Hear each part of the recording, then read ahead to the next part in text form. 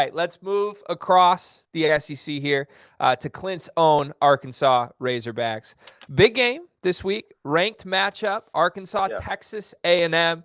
And I was saying backstage, guys, I need you guys to tell me who Texas A&M is right now. I'm baffled by this team. I know they had the quarterback changed last week. I watched as much of the Texas A&M Miami game as I could. I was impressed with the way that defense responded. And I think that defense is for real.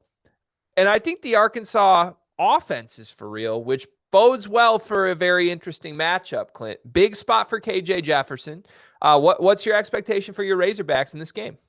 I expect them to win this football game. I mean, it's the first time in a long time that Arkansas has gone into a football game against one of the bigger SEC opponents. I say bigger. When I say bigger, I'm talking about LSU, Alabama, A&M, Tennessee, Florida, Georgia out of the East, and big boys in the East that just typically have a deeper roster and better Jimmies and Joes. And this year with Arkansas, Sam Pittman's done a hell of a job of building depth. He's done a hell of a job of getting guys to come back and keeping guys together. And this is the first game this season where I would say Arkansas is up against an opponent that was ranked top 10 preseason, and they've got the better football team. They've got the better Jimmies and Joes. The matchups, whether you look at this thing statistically from a matchup perspective or you watch the film from a matchup perspective, Arkansas is the better football team. I think it's very simple, G. This football game comes down to, if you look at it's strength on strength. The strength of Arkansas's football team is their offensive downhill power run game. And you look at A&M's defense. I think A&M's defense is for real. They're young. They're coming. That's the best part of what we've seen at A&M. Right now, Arkansas's strength is significantly better than A&M's strength. And then when you flip it on the other side, A&M's offense has struggled mightily, and Arkansas's defense has struggled from time to time. And I just believe that Arkansas's defense sitting there, they're really good against the run. They lead the nation in sacks. I think Arkansas's weakness is their defense, if there is one, and I think that A&M's weakness is their offense, and our weakness is better than theirs. So I think from a matchup perspective, Arkansas wins this ball game, and Arkansas's got a lot of momentum as well right now, guys, and A&M doesn't. I think there's a lot of questions right now in A&M with what we've seen through the first 3 weeks. So I'm going to play the host mode devil's advocate here, Clint, because you said if there is one for a question mark for Arkansas, right? Yeah. Here's my question mark. 27 points given up to Missouri State, 30 points given up to South Carolina. I know that they've got a dynamic quarterback, that's for sure. 24 points given up, all 24 in the second half to Cincinnati, when I really thought Arkansas had a chance to sort of just put their stamp on that game and run away with it. Let them hang around a little bit. So I guess let's throw this to Darian first. Are you buying this Arkansas defense? And even for a Texas A&M that has question marks offensively, is there something to be said when you look at a defense that through 3 weeks has given up those type of numbers where maybe that rejuvenates a struggling offense mentally going into a game like this? Look, here's my take on Texas A&M. I think Texas A&M is getting the benefit of a lot of success that have been long ago.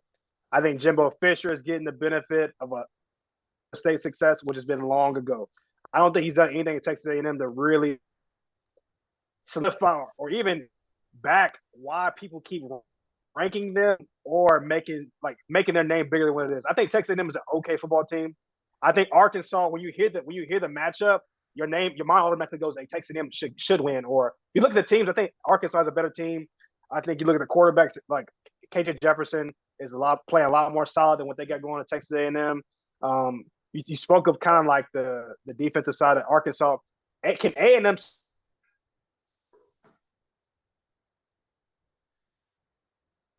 and that's kind of what I have for them. Is like I don't think they're off. You lost me? Oh, we lost you for a sec, but I think we got you back. We just revived you, Darian. Look, I'm back. Come on. I'm sorry. Look, I'm back.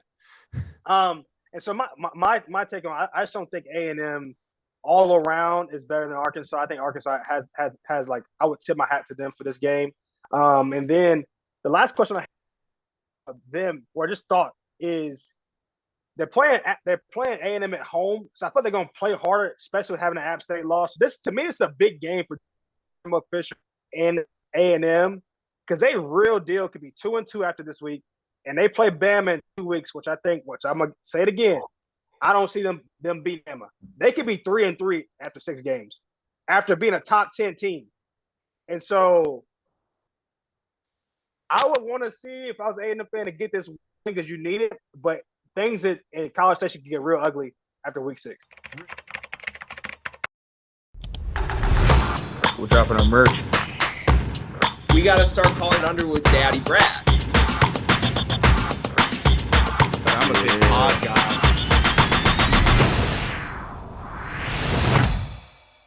Breaking news. The Field of 68 has an online store, and it's your one-stop shop for the latest and greatest merch in college basketball and college football. You can find shirts to support your favorite team, make fun of your rival team, or boast Field of 68 catchphrases like Daddy Brad, Cussin' and Discussin', and the Star Heels. Go to www.fieldof68.shop today and enter promo code TOUCHDOWN for 20% off at checkout. Rich, just one real quick correction. It's in Dallas, so they're actually the home team, but it's a new. Oh, it's in Dallas. It's a neutral site. Okay. Yeah, but check this out. Here's the deal. This is a must-win game for Jimbo Fisher.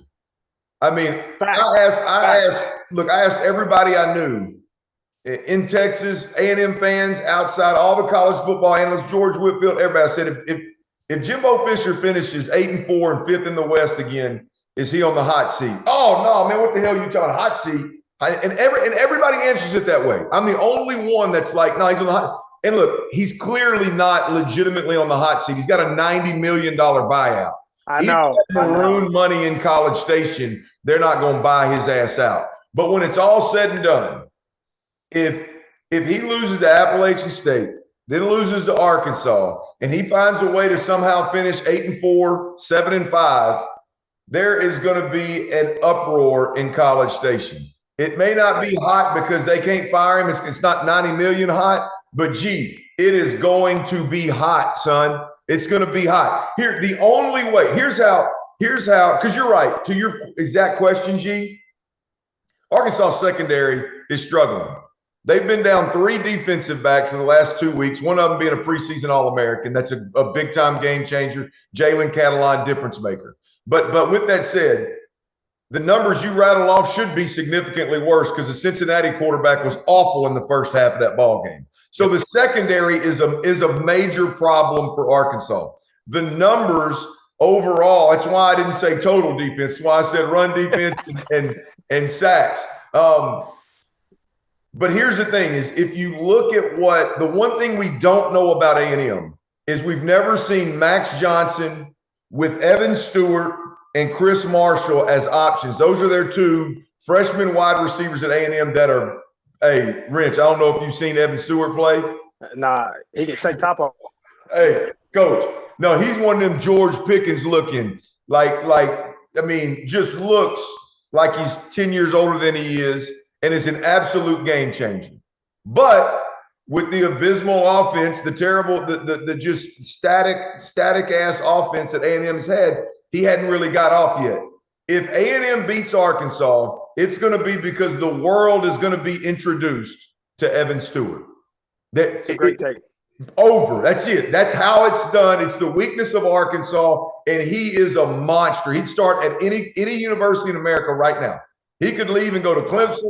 He could leave and go to A&M. I mean Alabama. He could go to Georgia, and they'd say, "Thank you. You got a starting spot right here at the X receiver, sir." He is a bad man. Wow, name to remember. I'm jotting notes down because I'm running our social accounts. As soon as he finds the end zone this weekend, Clint, I'm blowing that up with that. I hope he don't. You son of a gun. Listen, you said one thing I have to come back to, Clint. You said if Jimbo Fisher goes 8-4. Is he on the hot seat?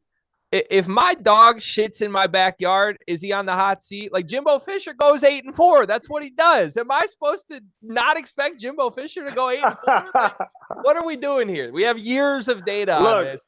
I think you're right, though. I think people are tired of it, but he's gonna go 8-4. It's what he does. That's the sad part, though. It's like we hold him to such a high standard every year. A&M top 10. And it just somehow seems, since the Johnny Manziel era, they just can't get over that hump. They can't be that competitive in that conference. And so to me, the biggest thing is how much money has been spent. And I feel like people in College Station some ROI. They want the return on investment. And right now, losing to App State is not, we're not off to a good start. And then if they get another loss, I mean, you 2-2 after spending all this money on recruiting. And it's just like a hot seat, maybe not, but frustration for sure. Yes. Eyeball emojis are popping up right now, Darian. We'll say that. 100%. All right, let's move to your team, Darian, Clemson. And I got to be honest, I showed some great restraint as a host here because I almost flipped your Texas A&M animosity here of, well, they're getting a lot of praise and a lot of recognition for things they did 3-4 years ago. I could have flipped that onto the Clemson Tigers here, Darian. I restrained myself. I stopped myself. We had one bad year. We've had a great run, though. Look, we had, in a bad year, A&M would buy that year. If A&M could put up $50 million to buy 10-3 year in a bowl game win, they would, some of them boosters would put that money up and buy last year. So, no, I'm not, look, yes, but hell no. No. Hey, you're not wrong. What's going on, guys? Rob Doster here, the founder of the Field of 68 and the Field of 12 Media Networks. I wanted to take a quick minute to let you guys know about an exciting new project that we have been working on for the last 3 months. The Almanac, an all-encompassing preview of the 2022-23 college basketball season. We spoke with every single Division I head coach to give you a robust and accurate preview for all 363 Division I college basketball teams. We have predictions for conference finishes for all 32 leagues. We have features on the best freshmen, the best big men, the breakout stars, the coaches on the hot seat, so much more. It is 600,000 words of sheer happiness for the college basketball fan in your life. The Almanac is going to be available for digital purchase on September 26th for just $19.99, but you can pre-order it today using the promo code HOOPS and save 20%. Just hit the link in the description below.